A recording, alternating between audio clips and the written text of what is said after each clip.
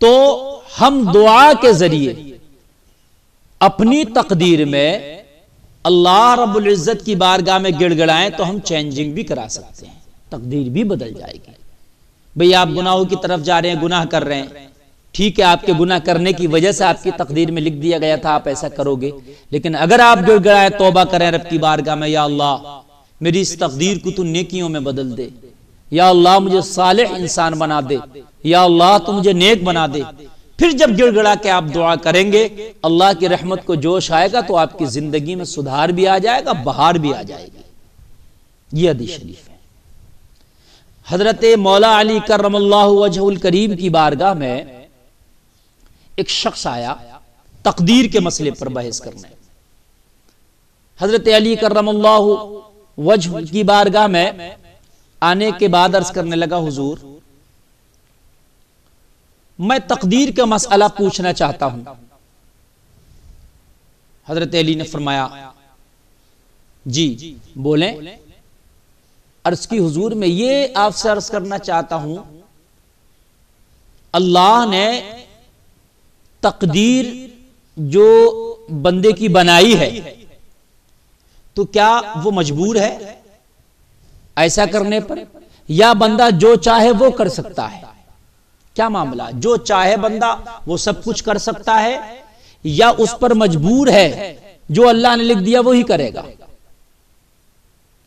हजरत अली ने फरमाया, तेरा सवाल तो ठीक है, सवाल करने वाला एक यहूदी था।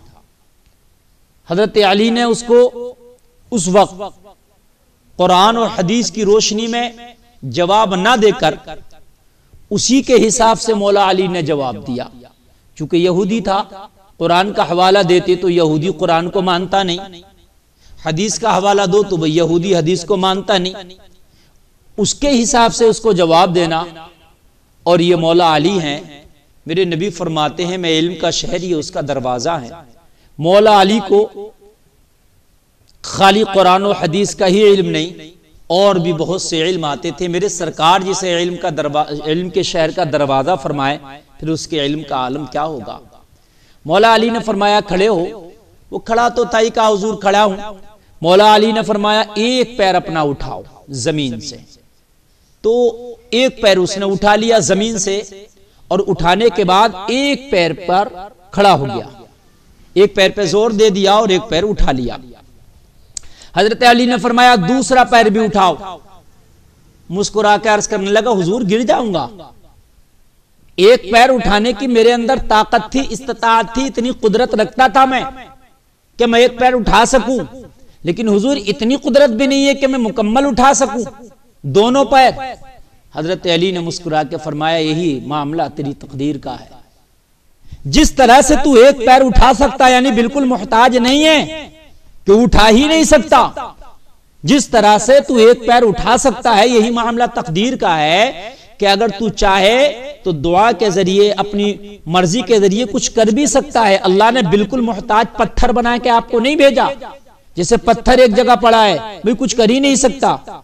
नहीं, अगर आप कुछ चाहो दुआ के जरिए, कोशिश के जरिए, जद्दोजहद के जरिए आप कुछ कर सकते हो। अल्लाह ने वो इख्तियार तुमको दिया है, जैसे एक पैर उठा सकते हो। भाई इंसान ये कहे खाना तो हर बंदे की तकदीर में अल्लाह ने लिखा है, रिस्क का वादा किया है, लेकिन वो खाने तक जाए नहीं, लुकमा उठाए नहीं, वो कैसा मेरी तकदीर में होगा तो मुझे मिल जाएगा खाना। तो उसके लिए जद्दोजहद आपको करना पड़ेगी, मेहनत करना पड़ेगी, कोशिश करना पड़ेगी, कमाना पड़ेगा, फिर लाना पड़ेगा, उसके बाद में फिर क्या है आपको खाना पड़ेगा। तो फिर ये कोशिश तो आपको लाजमी है। अगर ये कोशिश नहीं करेंगे तो फिर आप कहें मेरी तकदीर में नहीं है, तो तकदीर में होने के बावजूद भी कोशिश लाजमी है। वो कोशिश के लिए अल्लाह ने आपको कुदरत दी है, वो इख्तियार दिया है। लेकिन कहा जिस तरीके से तू दूसरा पैर नहीं उठा सकता, इसी तरीके से मुकम्मल इख्तियार अल्लाह ने तुझे नहीं दिया कि जो चाहे वो कर सके। तू ना ही मुकम्मल मोहताज बनाया है, ना ही मुकम्मल मुख्तार बनाया है। जैसे 200 पैर नहीं उठा सकता ऐसे ही मुकम्मल मुख्तार नहीं है, और जैसे एक पैर उठा लिया इस तरीके से मुकम्मल मोहताज नहीं है। तो मां के पेट में सारे मामलात लिख दिए जाते हैं। और जब सारे मामलात लिख दिए जाते हैं वो फिक्स हो गए। यहां पर एक बात मैं और बता दूं, मौत की तारीख भी फिक्स हो गई। यार हमारे यहां शादी होती है, किसी की डेट रख जाए शादी की, तो हम क्या करते हैं, हमारे घरों में तैयारियां शुरू हो जाती हैं, रंग रोगन शुरू हो जाते हैं, ठीक है, घरों की डेंट पेंट शुरू हो जाती है, हमारे नए नए कपड़े बनना शुरू हो जाते हैं, दोस्तों में भी तैयारियां शुरू हो जाती हैं, खानदान में भी तैयारियां शुरू हो जाती हैं, रिश्तेदारी में भी तैयारियां शुरू हो जाती हैं। अगर किसी से सवाल करो कि तू नए कपड़े क्यों बना रहा, तो वो जवाब देता मेरी फूफी जात की शादी है, मेरी खाला जात की शादी है, मेरे मामा जात की शादी है, मेरे दोस्त की शादी है, मेरे चाचा जात की शादी है, मेरे ताया जात की शादी है। कपड़े बनाने में लगते हैं और किस किस तरह की तैयारियां हैं आप लोग खूब जानते हो।